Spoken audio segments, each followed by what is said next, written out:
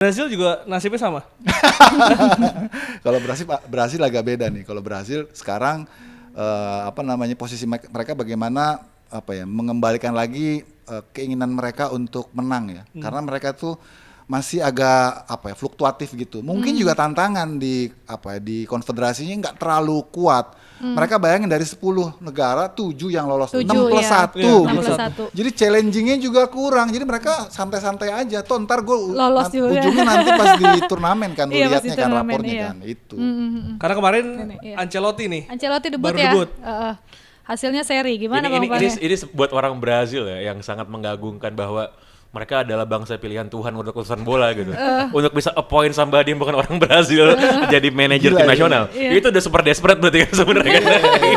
Udah sangat-sangat desperate itu karena mereka udah nyoba segala macam, nama besar, nama yang biasa-biasa aja. Siapa tahu beruntung gitu kan ternyata nggak berhasil juga gitu. Mau dibilang pemain jelek nggak juga sebenarnya. Nggak juga gitu. Dan mereka tuh belum recover sejak dibantai Jerman 7-1 2014 itu. Mereka belum pernah recover sampai sekarang gitu kan. Kemarin dikalahin sama Argentina. Iya kan. Jadi mereka punya trauma kolektif sebagai bangsa sepak bola sih yang emang lucu kalau dilihat bahwa orang Brazil ini kan kalau kita bilang mereka Jogo Bonito, sepak bola indah gitu kan. Walaupun terakhir kali mereka juara sama siapa namanya? Scolari itu maksudnya 2002 itu. 2002 pas Korea Jepang itu. Sebenarnya Scolari itu buat ukuran Brazil itu tidak Jogo Bonito mainnya sebenarnya. Tidak mewakili sepak bola atraktif sebenarnya. Tidak, sama sekali tidak dibandingkan dengan yang sebelumnya. 98 siapa Mas? 98 itu sebelumnya itu kan. Mario Zagallo tuh super atraktif mainnya kan, kalah sama Prancis di final gitu. Nah, jadi gimana cara menemukan titik equilibrium ini? Carlo Ancelotti itu kan selalu dianggap sebagai pelatih yang kalau kata teman saya sih katanya miskin taktik katanya kan. Yang botak-botak itu kan.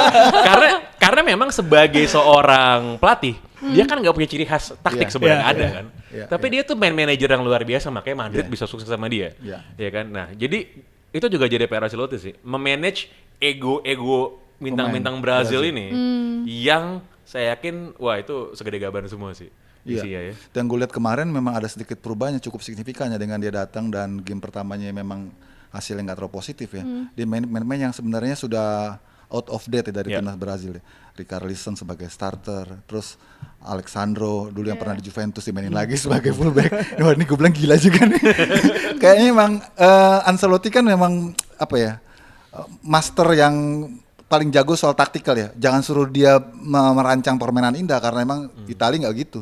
Dan tadi nyambung kata ke Pange, itu bukti dari desperate-nya Brazil mungkin aja. Karena selama ini Brazil mungkin terlalu dininak-bobokan dengan permainan atraktif. Dogma-dogma bahwa Brazil harus main indah gitu kan. Dan faktanya sepanjang berapa tahun nih Pange sampai sekarang belum juga juara dunia. Gue coba cari anti teori dah yang benar-benar ini 180 derajat lah dari udah Brazil. Udah 23 tahun. Jadi 23 tahun. Ngubah kiblat dari barat ke kiri gitu, dari barat ke timur, ngubah kiblat dari yang permainan atraktif jadi permainan yang pragmatis gitu. Itu kan itu luar biasa menurut gue. Dan nggak ada yang haram kayak gitu. Tapi kalau misalnya mau masalahnya ego di pemain, Ancelotti kan berhasil melakukan itu di Real Madrid. Iya. Itu dia karenanya menurut gue itu bagian dari keputusan Federasi Brasil merekrut Ancelotti karena tadi Pange bilang dia manajemennya sangat bagus dan dia nggak peduli lu pemain udah ngumpulin Ballon d'Or berapa banyak, dia ngumpulin berapa trofi di kompetisi liga. Buat gue ya ini wilayah gue yang atur pemainnya, suka-suka dia. Yang penting buat Brasil sekarang bukan bagaimana cara main indah, bagaimana cara menang. Lawan Ekuador aja nggak menang gitu. Lawan Argentina kemarin malah dipermalukan gitu kan. Argentina gimana Bung Yuke? Argentina sih tinggal maintenance saja sih menurut gua. Karena pemain-pemain yang kemarin di Piala Dunia itu masih existing sampai sekarang. Tinggal mereka bisa nggak, terbiasa nggak, dan mulai dibiasakan tanpa Messi. Karena kan dalam beberapa laga ini juga kan belakangan nggak ada Messi ya. Tapi mereka proven tetap poin gitu. Tetap poin ya. Argentina. Kalau Bung Pange gimana? Ngeliatnya Argentina tanpa Messi nih. Kayaknya Piala Dunia terakhir Messi. Piala Dunia terakhir Messi sih dan ya ini jadi pertanyaan juga, Messi bisa menjaga level of hunger-nya lalu bagaimana dipadankan dengan kemampuan fisiknya yang udah nggak semudah dulu lagi kan. Sebenarnya kalau kita bilang juga waktu 2022 jadi juara itu Messi sebenarnya udah at his peak sebenarnya. Iya. Tapi tiba-tiba ada magicnya dia aja lah pas Piala Dunia kan. Iya kan? Nah, dan kalau kita lihat Argentina dibanding, nah ini sebenarnya posisi Argentina sama Brazil ini sekarang lagi tukeran ya. Dulu selama berpuluh-puluh tahun Argentina selalu dibayang-bayangkan Brazil kan. Bahkan di Copa America aja nggak pernah menang. Iya. Sekarang sebaliknya nih kan. Dibalik. Sekarang dibalik gitu. Dan sebenarnya Argentina ya, kalau saya sih sebenarnya ngelihat Argentina ini sebagai sebuah tim tanpa Messi itu potensi strugglingnya juga gede banget sebenarnya. Gede sebenarnya gede gitu. Karena kenapa? Karena dalam banyak hal Messi selalu jadi Pembeda. Selalu jadi X factor, iya, selalu jadi pembeda gitu yang bisa bailing them out kapanpun kan. Nah, tapi walaupun yang jadi paradoksnya Argentina adalah mereka nggak kekurangan pemain-pemain top sebenarnya Iya. dari dulu gitu. Iya. Walaupun ingat nggak waktu Argentina zamannya Maradona? Itu kan semua pemain dimasukin sama dia ke dalam lapangan tuh kan. Ya karakternya mirip striker, number 10 semua dimasukin semua tuh. Nggak jadi apa-apa gitu kan. Nggak jadi apa-apa, ancur-ancuran itu beneran gitu. Nah sehingga memang ini kan sesuatu yang kita lihat bagaimana pemain Argentina itu ngeprotek Messi. Iya kan, sampai siapa tuh yang selalu nemenin Messi kemana-mana? Iya, Siapa ada namanya? bodyguard itu bahkan. Rodrigo De Paul. The Paul. Oh, yang di Rodrigo De lapangan. Paul itu kan dia kan, ya kan? Atletico Ya kan? Madrid. Itu kan selalu Messi kemana-mana diikutin sama dia kan. Ada yang tackle dihajar pasti sama dia.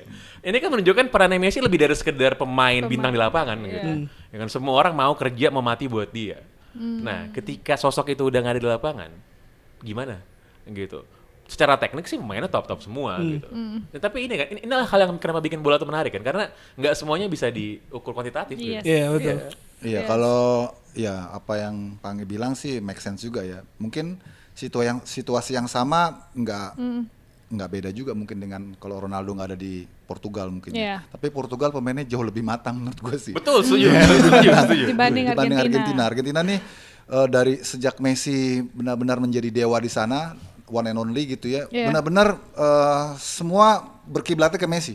Jadi begitu kiblatnya nggak ada, khawatirnya mereka nggak tahu Bingung kemana nih ke kiblatnya arahnya. gitu ya. Tapi kalau Ronaldo kan Iya, memang iya. pemain-pemainnya emang udah matang-matang semua. Nggak ada Ronaldo juga mereka ya siap aja. Tinggal nunggu kapan bisa metik cherry-nya aja nih. Karena Iya, sekarang iya. mereka udah juara Eropa, mereka udah juara Nation League. Tinggal juara dunianya nih. Juara dunia. Nah ini saatnya untuk apa ya istilahnya memberikan legacy lah, melepaskan legacy ya Ronaldo untuk bisa.